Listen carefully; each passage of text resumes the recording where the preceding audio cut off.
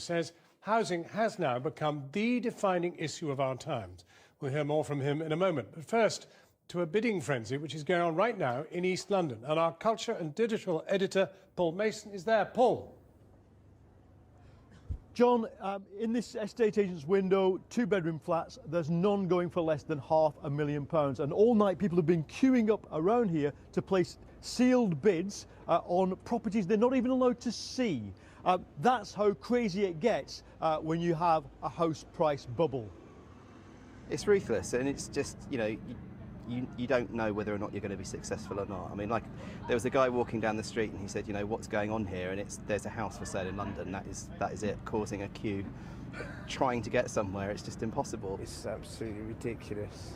Considering this was the scum of the East End not so long ago, and not so far back, it's where they tried to hide all the Jews and Bengalis, and now it's worth a fortune. What is it doing to local people? Pissing them off, really. Are you finding it easy to buy? For no way. No? No way. What do you do? I'm a manager of a restaurant. And what kind of housing do you live in? Rented accommodation now. Then I'm going to move back with my mum because I can't afford the rent anymore. And this is the big and largely hidden division among young people, whether you have access to this or you don't. I've been speaking today to a man who thinks he has the answer, Danny Dorling of Oxford University.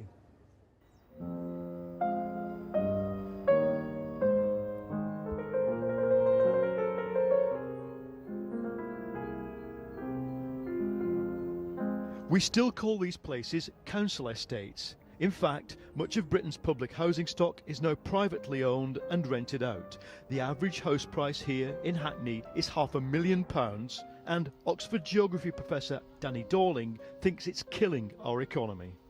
What's the problem is the first thing you notice here is where is the children? This is half term. Where are the kids? There are no kids here anymore. Why? Why? Because of the kind of people who can now afford to buy some of these flats are young professionals, and they don't have kids, and they would want a larger house if they had children. So people who bought these ex-council flats are betting that their value will always go up. Are they right? For a very long time, values have always gone up, but they can't carry on going up and up and up. Why not? Because we're not getting richer. The country as a whole is getting poorer. Okay, if more and more of the world's super rich come to London, and we have quite a lot of them already, it can go up a bit more. The ratio of house prices to average earnings in London is now back to its all-time high of 7 times earnings, with hotspots developing in other cities. It's all being fueled by record low interest rates for savers, with many people now using property to do what their pension pot used to. You don't blame private landlords for what's happening, do you? No, I don't blame private landlords. We're so fractionalised in our different interests in housing that we can't come together to see that we're creating a problem for all of us. And it's a kind of lack of national imagination. Part of the reason for that is that we've become a more fragmented society.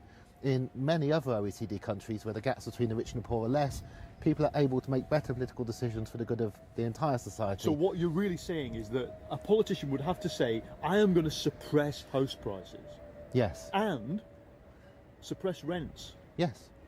Yeah. And what politician's going to do that? But these are the largest parts of the cost of living crisis. The solution, he says, is to give tenants the same rights they have in other countries. Rent controls, long-term tenure, fewer tax breaks for landlords. A normal European regulated rental sector, it's not asking for very much. That makes housing less profitable for landlords, which means that they're less keen to carry on buying at these very high prices, which means that other young families can actually begin to buy housing again. In part, the bubble's being fuelled by the government's Help to Buy scheme. Figures released today suggest 250,000 people have been squeezed out of the housing market by the price rises since it started. Past experience suggests it can't go on. The kind of society that's produced that is the one that's falled for a short amount of time. Whenever this has happened before, it's been one of the indicators that it's not going to carry on forever. You can't make money out of nothing. But knowing the British housing market, will probably die trying.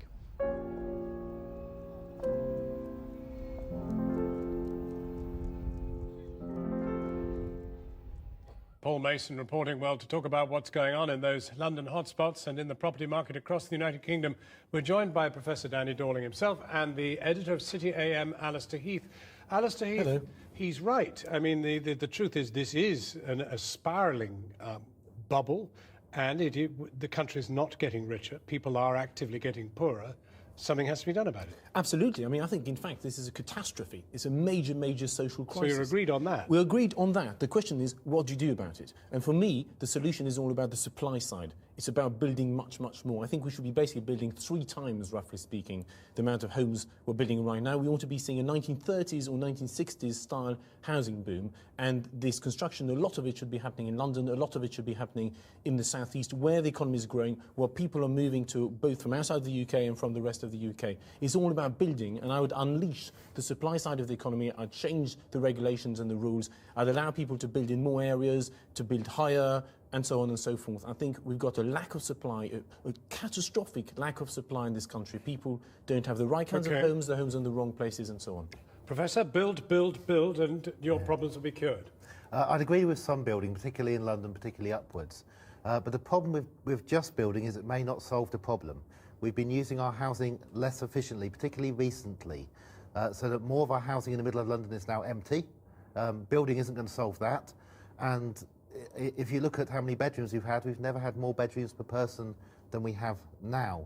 Simply building won't necessarily help people who find it hard to afford housing now. It may well increase the number of second homes and inefficient use of homes, and it won't necessarily help tenants who can't afford the rent. We certainly do need some building in the southeast, but we also need other measures that get empty houses used again, which also curb the way in which landlords at the moment are particularly profiteering. Landlords, the Financial Times showed just a few weeks ago, have made 245 billion profit in the last 5 years alone. That is a staggering statistic, and has a sort of feel of Rachman about it. I mean, it's ridiculous.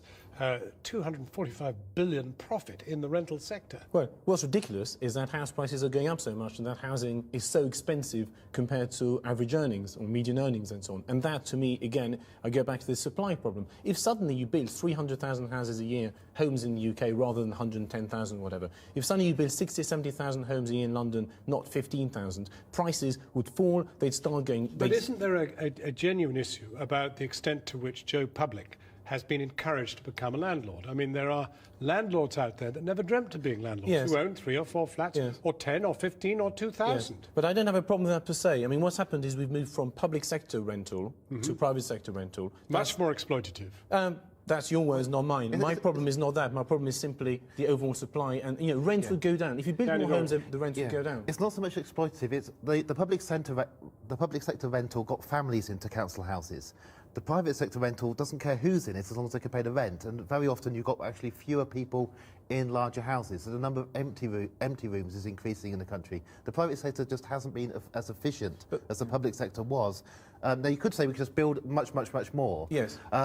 I'd say that, and also I think one of the reasons why we've been building the wrong kinds of properties. In London especially, we've not been building family homes. We've been building one-bedroom flats, 2-bedroom flats. You've had regulations promoting units, right? It's all about units. How many units can you build? So a unit is a 1-bedroom studio. But you've also got this distortion of people abroad simply buying them as an investment. Yes, but that's true in prime central London for very expensive properties. I think it's wrong to blame the UK's housing problems, even London's problems, on rich foreigners or landlords or whatever. I think it's all about supply. It's wider than that, but we have another problem. We now have 1 in 4 children in England living in a house which is privately rented, which means that they don't have security of tenure, they don't know how long they'll be able to stay, they're often having to move schools and move home.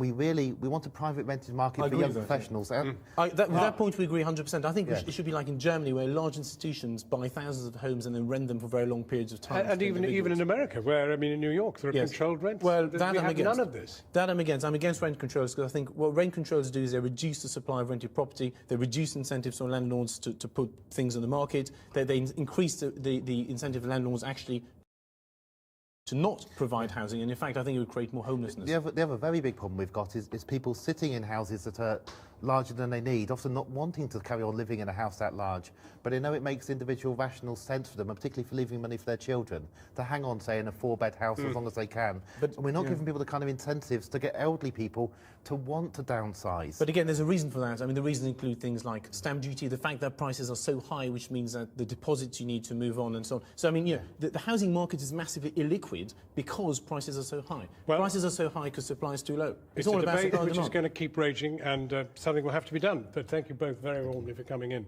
And later we'll be in an even more expensive city, San Francisco.